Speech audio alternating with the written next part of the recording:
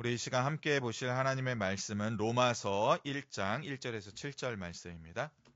예수 그리스도의 종 바울은 사도로 부르심을 받아 하나님의 복음을 위하여 택정함을 입었으니 이 복음은 하나님이 선지자들을 통하여 그의 아들에 관하여 성경에 미리 약속하신 것이라. 그의 아들에 관하여 말하면 육신으로는 다윗의 혈통에서 나셨고 성결의 영으로는 죽은 자들 가운데서 부활하사 능력으로 하나님의 아들로 선포되셨으니 곧 우리 주 예수 그리스도시니라. 그로 말미암아 우리가 은혜와 사도의 직분을 받아 그의 이름을 위하여 모든 이방인 중에 믿어 순종하게 하나니 너희도 그들 중에서 예수 그리스도의 것으로 부르심을 받은 자니라. 함께 읽습니다. 로마에서 하나님의 사랑하심을 받고 성도로 부르심을 받은 모든 자에게 하나님 우리 아버지 주 예수 그리스도로부터 은혜와 평강이 있기를 원하노라. 아멘. 오늘 구정설을 맞아서 제가 십몇 년 만에 두루마기를 입었어요. 이거 결혼할 때 비싸게 주고 맞춘 건데 입을 일이 없더라고요. 그래서 미국에 갔다 와서 어딨나 한참 찾다가 파주 집에 있는 걸 이제 찾아와서 어저께 아내가 싹 다려줘갖고 입었습니다. 그러니까 거의 처음 입는 거예요. 그래서 우리 구정설 맞은 오늘 다시금 설 인사 그래도 좀 어색하더라도 새해 주님 주시는 복 많이 받으세요 하고 이렇게 좌우 앞뒤 돌아보면서 한번 인사했으면 좋겠습니다. 새해 주님 주시는 복 많이 받으세요. 새해 주님 주시는 복 많이 받으세요. 오늘 설교는 호세아서를 잠깐 쉬고 구정을 맞아서 로마서 1장 1절에서 7절 말씀을 가지고 복으로 사는 우리라는 제목으로 함께 말씀 나누길 원합니다. 복으로 사는 우리 너무 기복적인 신앙의 설교 제목이 아닌가? 복 받는 건 참 좋지만 이러한 어떻게 보면 약간 좀 세속적으로 보일 수도 있는 복으로 사는 우리 이게 맞는가 이런 생각을 하실 텐데 사실 그 앞에 한 단어가 숨겨져 있어요. 뭐냐면 복음의 복으로 사는 우리입니다. 근데 복음의 복자가 제가 오늘 한자도 썼지만 세상에서 말하는 흔히 뭐 중국 가게나 이런 데 거꾸로 많이 걸려 있는 복주머니에 그 복 있잖아요. 그 복이거든요. 복음할 때 좋은 소식, 기쁜 소식, 우리를 채우는, 우리를 좋게 만드는 것이 바로 복음인 것입니다. 그래서 우리는 이 땅 가운데 복음의 복으로 살아가야 하는데 그렇다면 과연 사도 바울이 로마 교회에 전한 그 복음, 복이란 무엇인지 오늘 말씀을 통해서 같이 배우길 원합니다. 바울은 특별히 자신의 이 로마서 편지 서두에서 자기가 예수 그리스도의 종, 사도로 부름받았다고 기록하고 있는데 바울이 그렇게 부름받은 이유가 바로 하나님의 복음을 위하여라고 말하고 있습니다. 근데 이거를 좀 더 그냥 쉽게 오늘 설교 제목과 매치해서 본다면 하나님의 복을 위하여라고 번역해도 저는 맞다고 생각하거든요. 즉 사도 바울의 인생이 완전히 뒤바뀌었을 때 그는 무엇을 위하여 그의 인생을 드렸냐면 바로 하나님의 복을 위하여 인생을 드렸다는 것입니다. 즉 복음의 복으로 하나님의 복으로 살기 위하여서 그는 지금 예수 그리스도의 종이 되며 사도로 부름받았다고 자신을 천명하고 있습니다.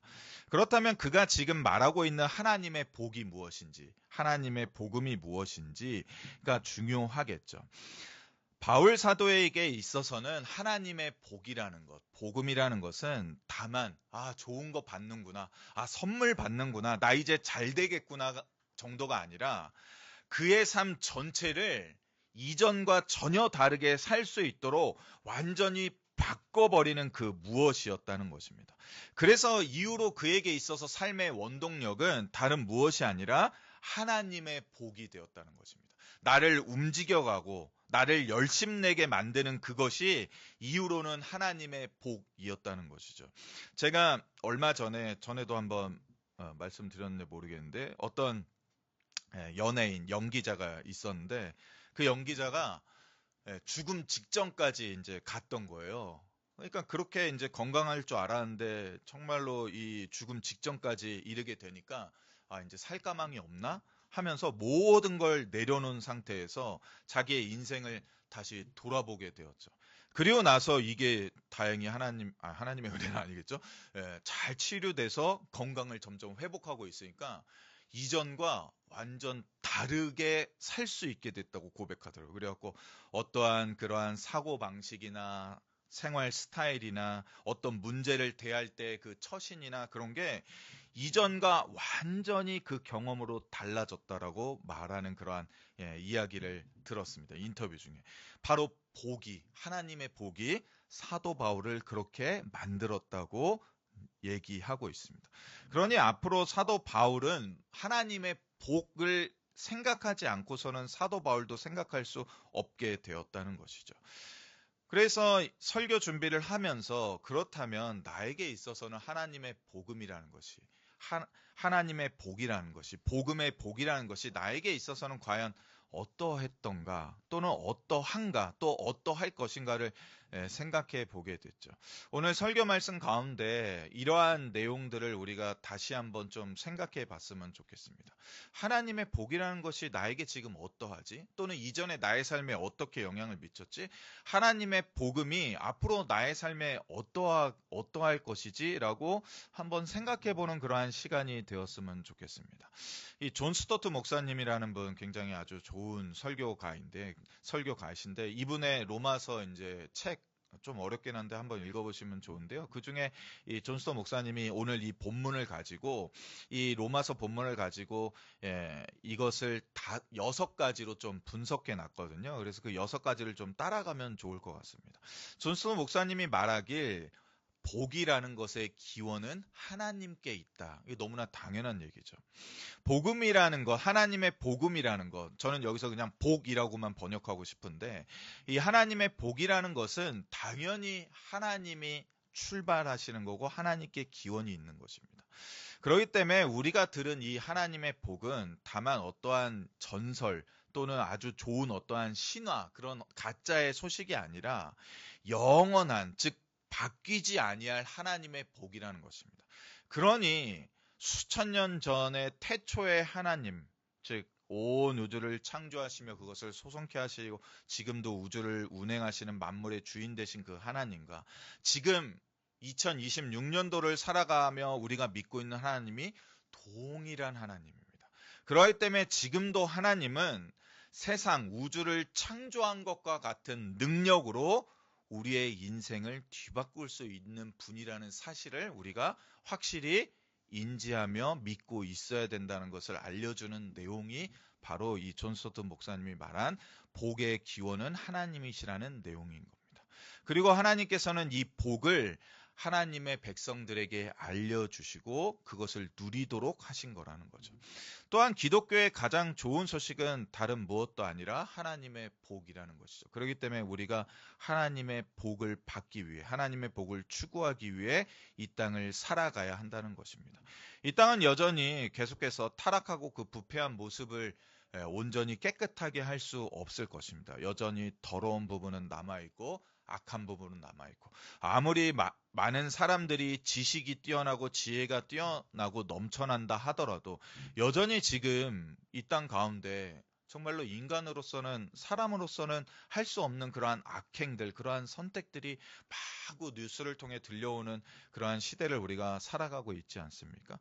그러하기 때문에 이러한 시대 가운데 여전히 가장 좋은 소식은 하나님의 복음입니다라는 것을 우리가 확실히 붙잡고 있어야죠.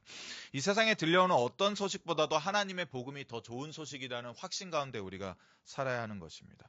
지금 물론 집값이 많이 떨어지고 있는데 어떤 이에게는 저같이 집이 없는 사람이 집값 떨어지는 게 복일 수도 있죠. 복음일 수도 있죠.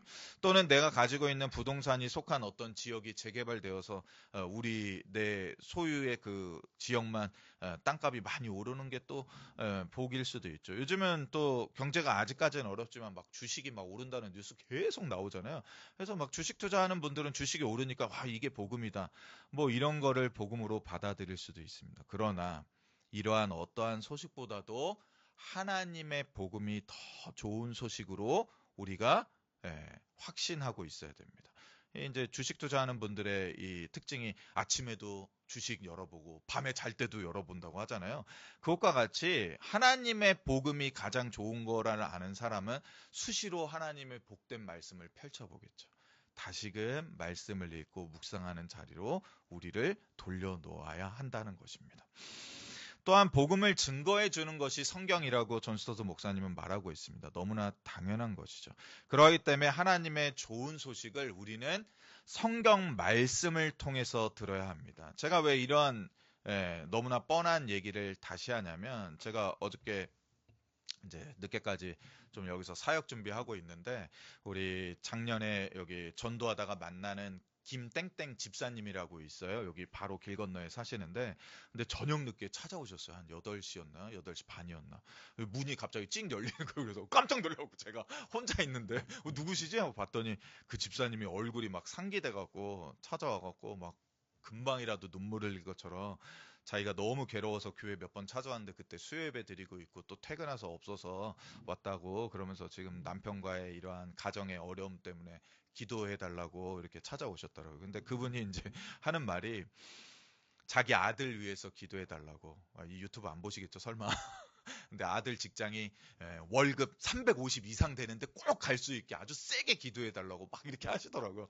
그러면서 하는 말이 제가 너무 웃겼던 게, 이제 교회에 기도하러 갔대요. 기도하러 갔는데 기도의 의자에 서서 이제 앉기 직전에 엉덩이가 의자에 닿기 전에 갑자기 350이라는 숫자가 머리에 팍 떠오르면서, 목사님 이거 기도의 응답 맞죠? 이러는 거예요, 저한테.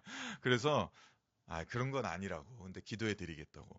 즉 복음을 성경에서 찾지 아니하고 세상에서 일어나는 막 별의별 숫자나 막 스쳐 지나가는 그것들, 또는 자동차 넘버, 또는 지나가는 간판, 뭐 우연히 만난 사람, 어떠한 우연히 벌어지는 그런 것에 복음의 가치를 두게 되면 이렇게 잘못 변질될 수 있다라는 것입니다. 그러기 때문에 우리는 복음을 증거해 주는 것, 우리를 복되게 하는 것이 오직 성경에만 있다는 확신을 가지고 하나님 말씀 가운데 하나님이 어떠한 복을 우리에게 주시고자 하는지를 찾아야 하는 것이죠. 성경을 벗어나서는 절대로 하나님의 복을 찾을 수 없다는 것입니다. 그러니 오늘 우리는 성경을 통해 하나님의 복음을 듣고 확인해야 하는 것입니다. 그리고 그 복음의 가장 주된 내용은 예수 그리스도이시죠. 예수 그리스도를 듣는 것이 하나님의 가장 큰 복입니다. 그리고 그 이후에 벌어지는, 우리에게 떨어지는 것은 마치 1+1에서 주는 그러한 보너스 상품과 같은 것이죠. 예수 그리스도에 대해서 우리가 알면 알수록 그 이외의 복들을 하나님께서 우리에게 더욱더 채우십니다. 그러니 다시금 부단히 말씀 읽는 자리로, 큐티하고 묵상하는 자리로, 또 새해 나눠드렸던 요 말씀, 요 책갈피, 요거 수시로 보면서 그래, 하나님께서 나에게 이렇게 말씀해 주셨지, 이게 내가 받을 정말 올 한해 나의 복이지를 자꾸 묵상하며 나아가는 우리가 되었으면 좋겠습니다. 그런데 예수 그리스도가 왜 우리에게 복입니까? 우리가 너무나 잘 알고 있죠. 예수님께만이 하나님의 능력과 권능과 권세가 있기 때문입니다. 그것이 4절에도 이렇게 선포되어 있습니다. 성결의 영으로는 죽은 자들 가운데서 부활하사 능력으로 하나님의 아들로 되셔서 곧 우리 주 예수 그리스도가 되셨다라고 말하고 있습니다. 그러니 우리를 채우시고 우리를 변화시키시고 우리를 낫게 하시고 우리를 성숙하게 하고 우리를 성장시키시며 우리를 영화롭게 하실 모든 능력이 오직 예수 그리스도께 있기 때문에 그분이 진정한 우리의 복이 된다라고 말하고 있습니다. 그리고 이 복음이 열방을 향하여 우리에게 제시되었습니다. 그래서 사도 바울은 복음의 범위가 모든 이방인이라고 말하면서 복음이 모든 사람을 위한 것이나, 그러나 우리가 성경을 통해 알고 있듯이 택함 받은 자만 그 복음에 참여하게 된다고 말하고 있습니다. 그러니 우리가 이 복음에 참여한 것이 얼마나 복된 것인지를 다시 한번 깨닫게 되는 본문이기도 하는 것이죠. 그렇다면 하나님의 이 복이 우리에게 날마다 부어지는 그 목적이 무엇이라고 생각하시나요? 그것은 다만 우리를 부유하게 만들고, 우리를 더 건강하게 만들고, 우리를 더 잘 살게 만들려는 것이 아니라 5절에 나와 있듯이 믿어 순종하게 하기 위한 목적을 우리에게 이루려고 하고 있습니다. 그래서 믿어 순종하게 하나니 이 본문은 믿음으로 이루어져 있는 순종이라고 번역하면 더 좋을 것 같습니다. 즉 복음은 우리에게 믿음 없이 순종만 강요하지 않는다는 것입니다. 그러기 때문에 이 말씀 아직 나 믿어지지가 않는데 하는 것은 불신이 아니라 지금 그 과정을 힘겹게 걸어가고 있다는 사실을 아셔야 하는 것입니다. 옛날에는 목사님들이 꼭 이게 뭐 나쁘다는 게 아니라 덮어놓고 믿어야지. 내가 말하면 무조건 다 해야지.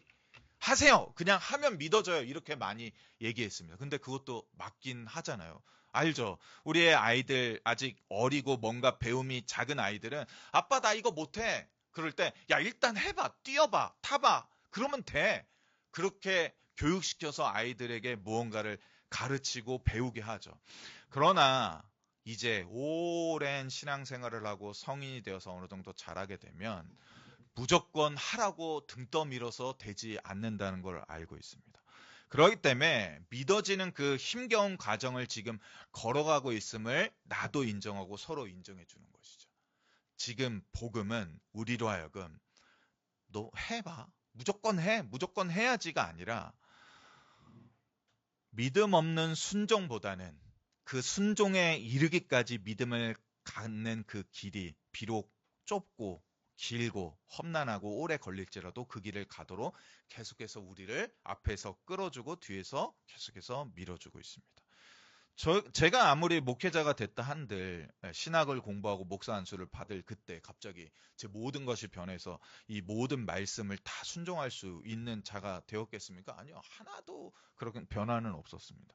계속해서 이 복음을 통해서 그래 여기까지도 순종해 가야지 하도록 이 복음이 저를 이끄는 삶을 살아가는 것이죠. 그렇기 때문에 순종 없는 믿음을 복음은 우리에게 강요하지 않습니다. 그러니 그 순서가 믿고 그 다음에 순종이라는 사실을 알고 복음이 우리를 그로 인도한다는 사실을 알고 때때로 복음이 힘겨울 때가 있거든요. 읽을 때 이거 또 나한테 짐을 주네 하는 그때가 있거든요. 그러나 그러한 때라도 포기하지 않고 말씀을 읽고 묵상하고 근데 또 이게 깨달았는데 마음에 감동이 왔는데 이거를 적용하지 못하고 실천하지 못하면 그 패배감이라는 게 있거든요. 이런 거 경험해 보셨죠? 다들 신앙생활 오래 해보셨으니까. 패배감, 죄책감 같은 게 있거든요. 근데 그것을 잠시 잠깐 내려놓으십시오. 잠시 잠깐 내려놓고 그래 나는 아직 부족하구나. 다시금 하나님이 이 복음으로 하나님의 복으로 나를 이끄실 걸 기대하며 다시금 말씀 읽고 다시금 실천하고 적용하는데 힘내보자 하는 그러한 자세를 갖는 것이 우선돼야 한다는 것입니다. 그리고 이 복음의 믿음의 이 순종의 대상은 오직 예수 그리스도 단 한 분입니다. 그러니 우리가 예수님을 주님으로 인정하는 그것이 우리 안에 있다면 결국에 우리는 그 믿음의 순종의 길에 이르게 될 것입니다. 그리고 하나 더 여기서 말씀드리면 우리의 믿음의 순종의 대상은 오직 예수 그리스도입니다. 설교자도 아니고 담임 목회자도 아니고 또는 어떤 영적이 뛰어나다고 하는 그 누구도 아니라 오직 예수 그리스도께만 우리의 순종을 드러내면 되는 것입니다. 그리고 결국 이러한 하나님의 복은 그 하나님의 복은 궁극적인 일을 이루는데 그것이 바로 5절에 기록되어 있듯이 그로 말미암아 그의 이름을 위하여 우리를 살게 만든다는 것입니다. 그래서 복음은 궁극적으로 우리가 온전한 믿음의 순종에 이르러서 그리스도의 이름에 합당한 영광과 존귀를 돌리게 하고 그리고 모든 무릎을 예수의 이름에 꿇게 하시는 그 하나님의 능력 가운데 우리의 입술로 예수 그리스도를 주라 시인하게 하십니다. 근데 여기 계시는 분 다 예수님을 주라 시인하시잖아요. 그러니까 그 믿음의 길에 잘 안착하신 거예요. 그러니 이 믿음의 길을 복음 가운데 계속 살아가시면 됩니다. 그리고 복음은 나를 높이기 위하여 우리에게 주신 것이 아니라 오직 예수님의 이름을 높이기 위해 주셨음을 깨닫고 나에게 주어진 복이 많으면 많을수록 예수님만을 더욱더 높이면 되는 것입니다. 참 이런 말씀 드려서 안타깝지만 가끔 교회 안에 목회자들도 그런데 또 선교사님들 중에도 그런 분이 간혹 있고 성도님들 중에도 참 복 많이 받아서 남들보다 더 신앙생활 열심히 하고 어떠한 근심과 걱정 없이 하나님의 교회 섬기는 일에 집중할 수 있고 그리고 살기도 너무나 잘 살고 이런 분들이 참 교회를 열심히 세워가는 와중에 때때로 자신을 높이는 즉 예수님을 높이기보다는 내가 이 교회 위해서 내가 어디까지 했는데 내가 얼마나 했는데 왜 이 교회에서 나를 알아주지 않고 나를 높여주지 않고 왜 나한텐 장로 안 줘? 하는 그러한 잘못된 일을 보이는 분들도 간혹 제가 보긴 하거든요. 즉 그거는 복음을 자기 자신을 위해 살았다는 반증인 것이죠. 오직 복음은 예수님의 이름을 높이기 위함임을 우리가 온전히 깨닫고 붙잡았으면 좋겠습니다.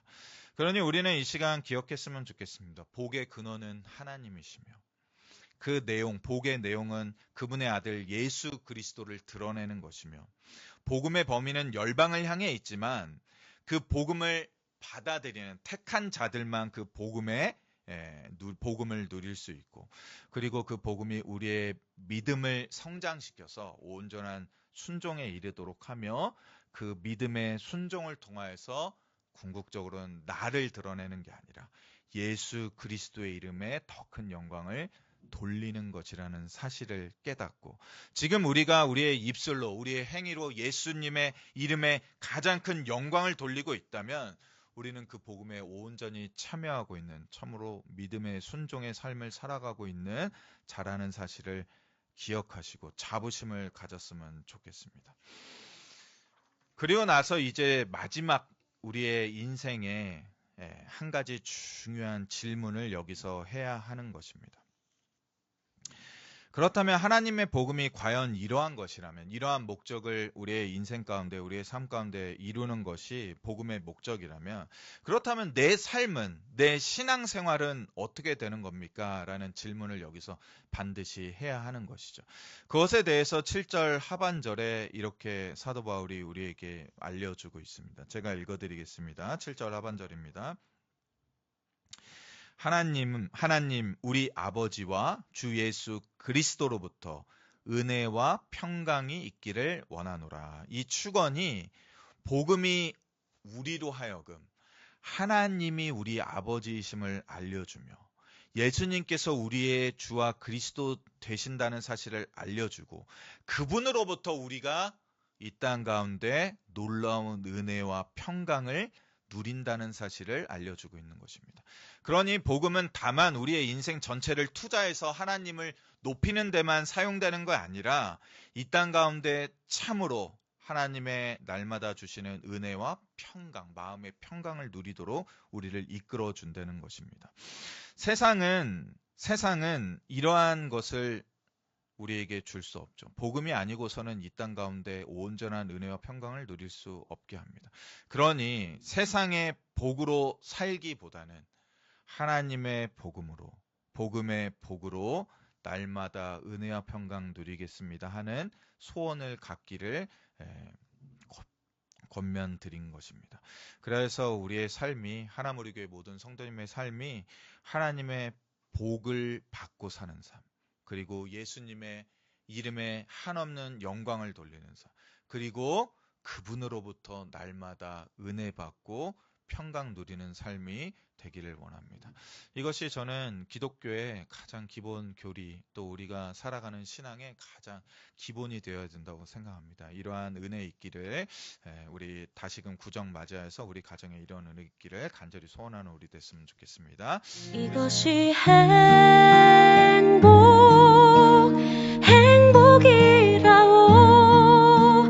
하나님의 자녀로 살아가는 것 이것이 행복이라오